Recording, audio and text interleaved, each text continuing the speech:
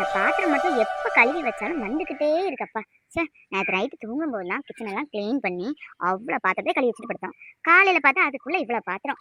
எப்படி தான் நிறையதோ தெரியல. இந்த பொம்பளைங்க எந்த வேலையிலேருந்து தப்பிச்சுக்கலாம் போல இருக்கு. ஆனால் இந்த பாத்திரங்கள வேலையிலேருந்து மட்டும் தப்பிக்கவே முடியாது. அப்பாடா, எல்லா வேலையும் முடிஞ்சு டிஃபன் பண்ணியாச்சு, சமையல் பண்ணியாச்சு, இவருக்கு லஞ்சு கட்டியாச்சு. பாத்திரம் ஒன்று தான் கழுவுதா இருந்துச்சு, பாத்திரத்தையும் கழுவிட்டோம். ம் நல்ல வேலை. பாட்டு எதுவும் இன்னைக்கு நம்ம காலையில் எழுந்துச்சுன்னா பாடலை. பாட்டு மட்டும் பாடிருந்தோம் நம்மளை எந்திரிக்கவே விட்டுருக்க மாட்டாரு. நேற்று இப்படி தானே 9 மணி வரை தூங்குற மாதிரி ஆயிடுச்சு. அத்தையிட்ட வேற திட்டு வேற வாங்கினோம். இனி நம்ம குளிக்கும் போய் எந்திக்கிறதா இருந்தா பைய எந்திரிச்சு பைய போய் குளிச்சு சத்தம் இல்லாம கதவை திறந்து வெளியே வந்துடணும். ஐயோ, மண்டையில இருக்கிற கொண்டைய மறந்துட்டோம்னு சொன்ன மாதிரி எல்லாம் பண்ணோம். அவருக்கு டிஃபன் வைக்க மறந்துட்டோமே. ஐயோ, கிளம்பி போயிட்டாரு என்னன்னு தெரியலையே. அது எப்படி நம்மகிட்ட சொல்லாம போவாரு? நம்மகிட்ட சொல்லிட்டு தான் போவாரு. டிஃபன் எடுத்துட்டு போவோம், சாப்பிடாம அவரை அனுப்பக்கூடாது. என்ன ஜில்லு, எப்போ பாரு கிச்சனையே கட்டி எழுதிட்டு இருக்க. இந்த மாமாவை காலையில ஆசையா ஒரு பீஸ் கொடுத்து எழுப்பி விடலாம். அப்படி நல்ல எண்ணெய் தேய்ச்சி ஆயில் பாத்து வச்சு குளிப்பாட்டி விடலாம். அப்படி சூடா மாமாக்கு ஒரு காஃபியை கொடுத்து அப்படி மல்லிகைப்பூ போல இட்லியை வாயில பிச்சு கொடுத்து அப்படியே ட்ரெஸ் பண்ணி அந்த ஷர்ட்டுக்கெல்லாம் பட்டன் போட்டு அப்படியே ஒரு ரொமான்ஸா ஹேக் பண்ணி அப்படி இருந்தா எவ்வளவு சந்தோஷமா இருக்கும். அதை விட்டுட்டு உனக்கு கொஞ்சமே ரொமான்ஸ் சென்ஸே இல்லை போ. ஆமாங்க, அது என்னமோ உண்மைதான். எனக்கு ரொமான்ஸுக்கு ஸ்பெல்லிங் கூட தெரியாது. ஆனால் எனக்கும் சேர்த்து எக்கச்சக்கமாக உங்கள்கிட்ட தான் ரொமான்ஸ் கொட்டி கிடக்க. கிட்டத்தட்ட ரொமான்ஸுக்கு கிளாஸே எடுப்பீங்க போல இருக்கு. அந்த அளவுக்கு சார் ரொமான்ஸில் எக்ஸ்பர்ட்டு. என்ன குங்குமச்சம்பளம் கைமா நிற்கீங்க? ஆஃபீஸுக்கு கிளம்பலையா? சில்லு, மனசுக்கு ரொம்ப கஷ்டமா இருக்குடி. ஒரு மாசமாவது ஆபீஸ்ல லீவ் கொடுக்குறாங்களா? ஒரே ஒரு வாரம் எதுக்கு பத்தும்? பொண்டாட்டிய, அதுவும் ஆசை பொண்டாட்டி. ஒரு வாரம் தான் இருக்கு கல்யாணம் ஆகி. எங்கேயாவது கூட்டிட்டு போகணும் எடுக்கணும் நமக்கும் ஆசை இருக்கும்ல. ஏன் தான் இந்த ஆபீஸ்ல எல்லாம் புரிஞ்சுக்க மாட்டேங்காங்களோ தெரியல. போக மனசே இல்ல. உன்னை விட்டு கொஞ்ச நேரம் பிரியினாலும் கொஞ்சம் கஷ்டமா இருக்கு. சரி, என்ன பண்ண, பொழப்பையும் பார்த்து தானே ஆகணும். போயிட்டு வரேன். மனசு கொஞ்சம் கஷ்டமா தான் இருக்கு.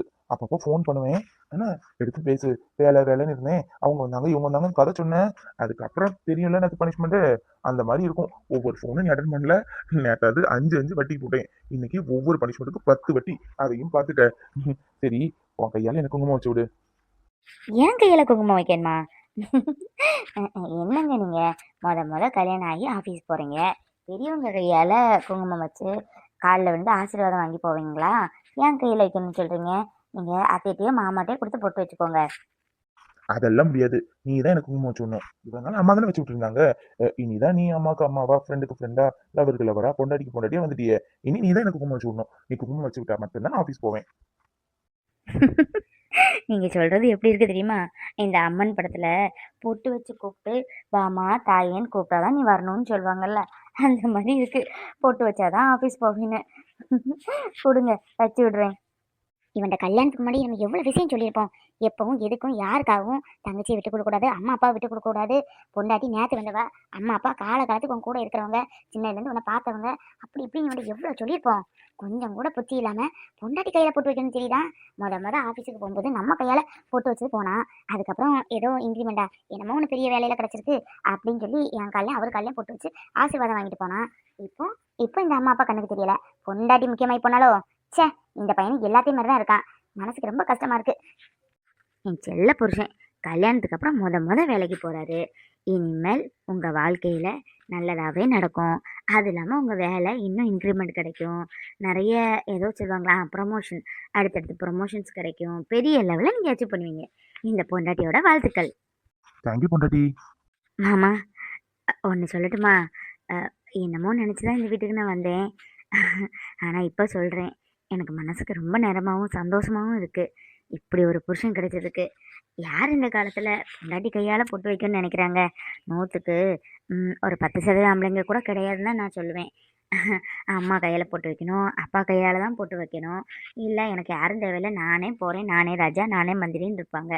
ஆனால் அப்படிலாம் இல்லை.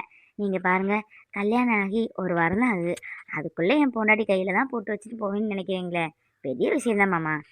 பரவாயில்லையே, என் பொண்டாட்டியை நான் இந்த அளவுக்கு புரிஞ்சு வச்சிருக்க. ஒரு வாரத்துல இந்த அளவு புரிஞ்சு வச்சிருக்கிறது பெரிய விஷயம். ஐஷு, நீயும் நானும் நகமும் சதையும் மாதிரி, கண்ணும் இமையும் மாதிரி, பகலும் இரவும் வேண்டாம், ரெண்டுமே ஒத்து போகாது. நம்ம என்னைக்கும் ஒத்து போற நல்ல ஒரு தம்பதியா தான் இருக்கணும். ம். எனக்கு நீனா அவ்வளவு உயிர். உன்னை பார்த்தவொடனே எனக்கு பிடிச்சிட்டு, பார்த்தவொடனே உன்ட்ட சரண்டர் ஆயிட்டேன். இன்னும் வாழ்க்கை ஃபுல்லா உன்ட்ட சரண்டர் தான். ஓஹோ, சரண்டர் ஆனலாம் நீ கோயிலில் வந்து என்ன தேடிட்டே இருந்திருக்கீங்க. ஆ, அப்புறம் நான் நின்னோன்னே என்னை பார்த்துன்னு ஓடியே வந்துட்டீங்களே பக்கத்தில். அப்புறம் கிட்ட வந்து நின்றுட்டு ஏதோ தெரியாமல் ஏதாச்சமா பார்த்த மாதிரி ஒரு பில்டப் வேற. எல்லாம் எங்களுக்கு தெரியும். என்னை பார்க்கறதுக்காக தான் வந்தீங்க. சரி சரி, பேச்சு வாக்கில் நான் உங்களுக்கு குங்குமம் வச்சு வச்சுட்டேன். நீங்களும் எனக்கு நெத்தியில் குங்குமம் வச்சுட்டு தான் போகணும். ஆஹா, அது எப்படி? நான் என் பொண்டாட்டி கையால குங்குமம் வச்சுக்கணும்னு ஆசையா உன்னை தேடி வந்து குங்குமம் வச்சுக்கிட்டேன். உனக்கு குங்குமம் வைக்கணும்னா நீ என்ன தேடி தான் வரணும். என்னை தேடி வந்து, அத்தான் உங்க கையால குங்குமம் வைக்கணும் ஆசையா இருக்கு, வச்சு விடுங்க அப்படின்னு சொன்னா மட்டும்தான் வச்சு விடுவேன். இந்த பக்கத்து இலக்கி பாயசம் கேட்கிற வேலையெல்லாம் வேண்டாம். சரி, என் அழகான பொண்டாட்டி ஆசையா கேட்கிற இந்த ஒருக்க தான். இன்னும் உனக்கு குங்குமம் வச்சுக்கணும்னா நான் எங்க இருக்கணும் அங்க தேடி வந்து வச்சுக்கணும். ஓகே, இந்த ஒரு அடி தான் எக்ஸ்கியூஸ். என் பொண்டாட்டி நீண்ட ஆயுளோடி நிறைஞ்ச குங்குமத்தோடி எப்பவும் சந்தோஷமா இருக்கணும். அம்மா, அழகி. போதும் போதும் வர்ணிச்சது. கொஞ்சம் விட்டு அப்படி வரைஞ்சிட்டே இருப்பீங்களே. டைம் ஆகுது, மணி 8:30 மேலே ஆயிட்டு. 9 மணிக்கு நீங்கள் கிளம்புனாதான் பவித்ராவை கொண்டு காலேஜில் ட்ராப் பண்ணிட்டு நீங்கள் அப்படியே ஆஃபீஸ் கிளம்ப முடியும். கிளம்புங்க கிளம்புங்க. ஐயோ, டிஃபன் சாப்பிடலையே நீங்கள். ஒரு 5 நிமிஷம் இருங்க தான், டிஃபன் எடுத்துகிட்டு வந்திருக்கேன். டிஃபன்லாம் நான் அப்போதே சாப்பிட்டாச்சு. அம்மா வச்சு கொடுத்தாங்க. நீ வருவேன்னு வெயிட் பண்ணேன், வந்த மாதிரி இல்லை. அம்மா பவித்ராக்கு வச்சாங்களா, அப்படி எனக்கும் வச்சு கொடுத்துட்டாங்க. அதெல்லாம் சாப்பிட்டாச்சு. உனக்காக 2 இட்லி பத்திரமா மீதி வச்சிருக்கேன், சாப்பிட்டு. அப்புறம் இன்னைக்கு என்ன சமையல்? என்ன சமையலாக இருக்குன்னு சொல்லுங்க பார்க்கலாம். உங்களுக்கு ரொம்ப ரொம்ப ரொம்ப பிடிச்ச சமையல், பிடிச்ச குழம்பு எல்லாமே பார்த்து பார்த்து பக்குவமாக பண்ணி லஞ்ச் பேக்கில் பார்சல் பண்ணி வச்சுருக்கேன். ஆனால் நீங்கள் என்னென்னு சொல்லணும். அதுக்கு திறந்தும் பார்க்கக்கூடாது. ஆனால் நீங்களே கண்டுபிடிச்சி சொல்லணும். நீங்கள் ஒரு 11 மணிக்கு ஃப்ரீயாக இருப்பீங்கள்ல, அப்போ என்னவா இருக்கும்னு யோசித்து எனக்கு வாட்ஸ்அப்பில் சென்ட் பண்ணுறீங்க. இல்லை கால் பண்ணி சொன்னால் கூட போதும்.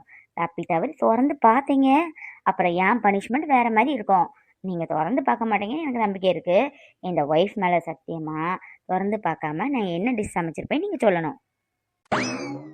ஏய், இது உனக்கே ஓரல.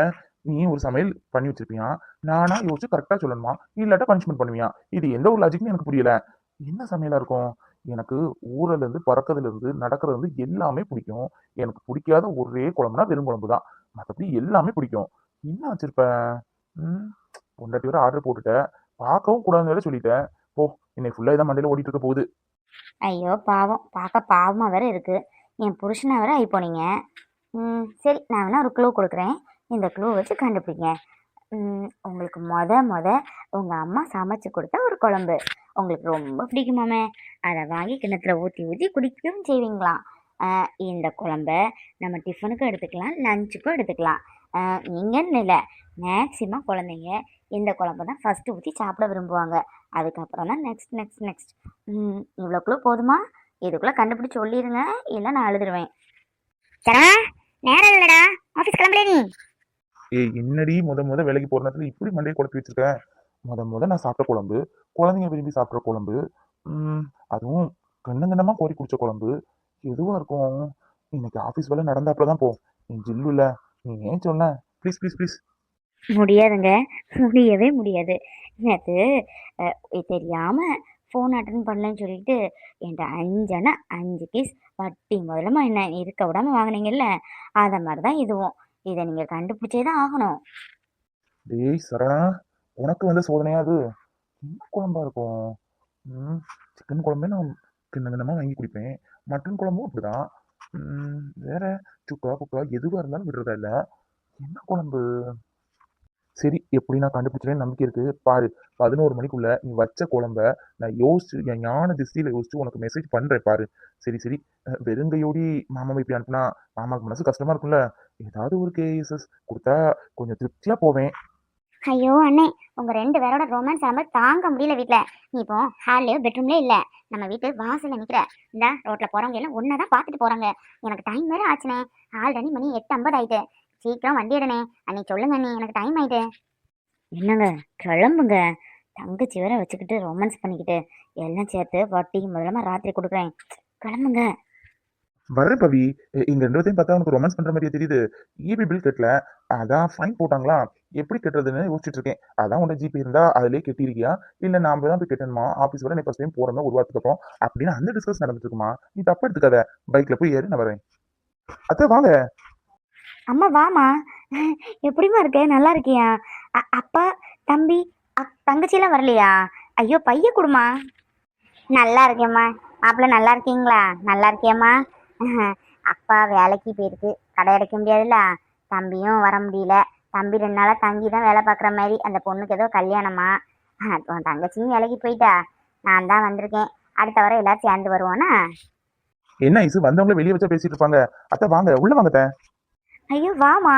ஒரு ஃபோன் கூட பண்ணல நீ வரேன்னு. ரொம்ப சந்தோஷமா இருக்கு. இன்னைக்கு தான் அவரு முத ஆஃபீஸ் போறாரு கல்யாணத்துக்கு அப்புறம். அதான் வழி அனுப்பிட்டேனே. வாமா உள்ள வா. ஏங்க கொஞ்சம் சிக்கனை தான் எடுத்துட்டு வரீங்களா அம்மாவுக்கு வச்சு கொடுக்கறதுக்கு? அண்ணே வா, டைம் ஆயிட்டு. அன்னைக்கு 9 ஆக போகுது. எனக்கு கூட டிராப் பண்ணிட்டு கூட நீ அன்னிட்டு இருந்து விடிய விடிய பேசிட்டு இரு. எனக்கு நேரம் ஆயிடுனே ப்ளீஸ். என் செல்ல தங்கச்சி இல்ல, என் பவி இல்ல, ப்ளீஸ்மா. அன்னைக்கு கிளம்பலாம் தான் இருந்தேன். பாரு, என்னோட மாமியார் வந்திருக்காங்க. முத வந்திருக்காங்க.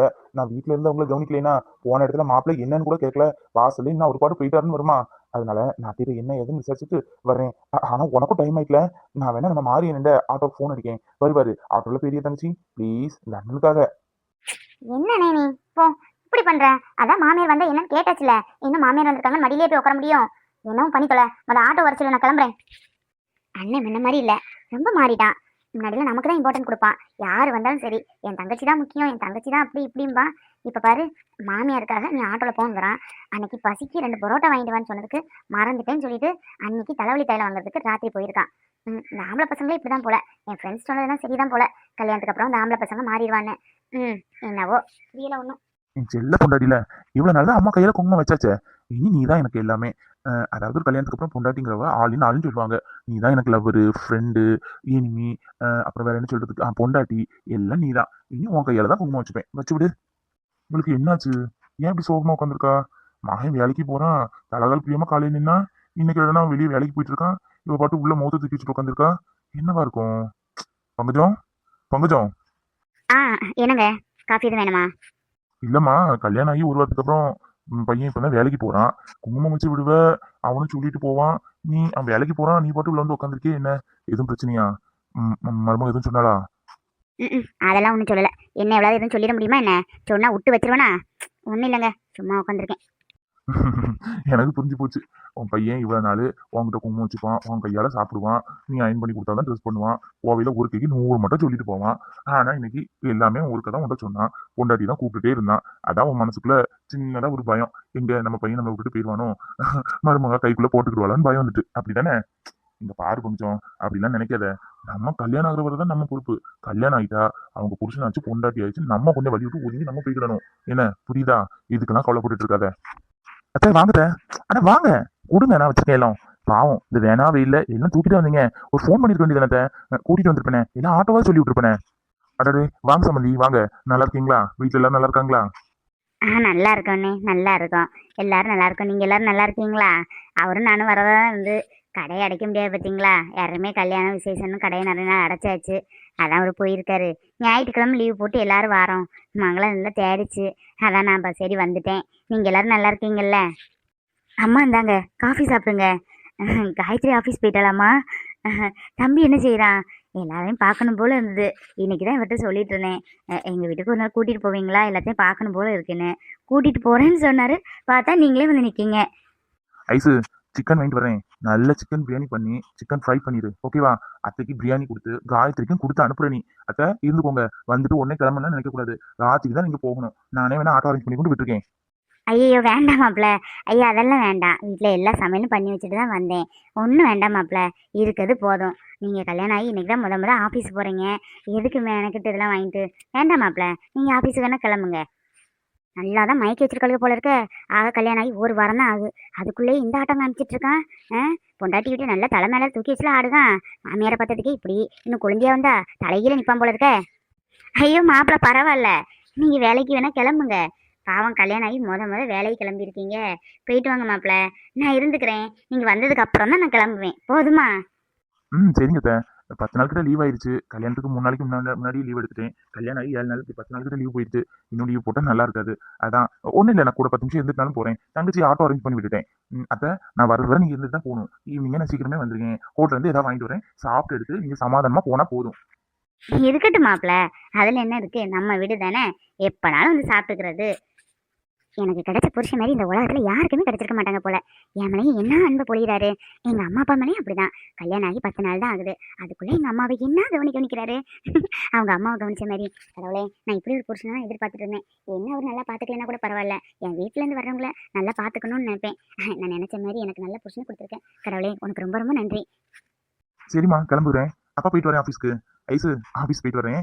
அத்தை, நான் வரது வரை இருக்கணும். அதுக்குள்ள ஏதாவது சாக்கு புக்கு சொல்லி கிளம்பணும்னு சொன்னாங்கன்னு வையேன், எனக்கு ஒரே ஒரு ஃபோன் போடு, உடனே கிளம்பி வந்திருக்கேன். என்ன அத்தை, இருந்து சாப்பிட்டு எடுத்து ரெஸ்ட் எடுத்துட்டு பைய தான் போகணும். நான் வந்ததுக்கு அப்புறம் தான் போகணும். இவனுக்கு என்ன பைத்தியமா பிடிச்சிருக்கு. சொன்னதே 100 மட்டும் சொல்லிக்கிட்டு இருக்கான். பெரிய அத்தை சொத்தை, ஊர்ல இல்லாத அத்தை. எப்பா, இப்படி கிடைச்சதுக்கே இப்படி நிற்கான். கொஞ்சம் நல்லா பெரிய இடமா கிடைச்சிருந்தா இவனை கையில பிடிக்க முடியாது போல இருக்க. விடக்கூடாது. இப்படியே விட்டா நாளைக்கு பவித்ரா என்ன இவரை வெளியே அனுப்பினாலும் அனுப்பிட்டு அவங்க குடும்பத்தை விட்டு கொடுத்து வச்சாலும் வச்சுக்கிடுவான். ம். அம்சா, விடாத. இப்ப பிடிச்சாதான் பிடிச்ச மாதிரி.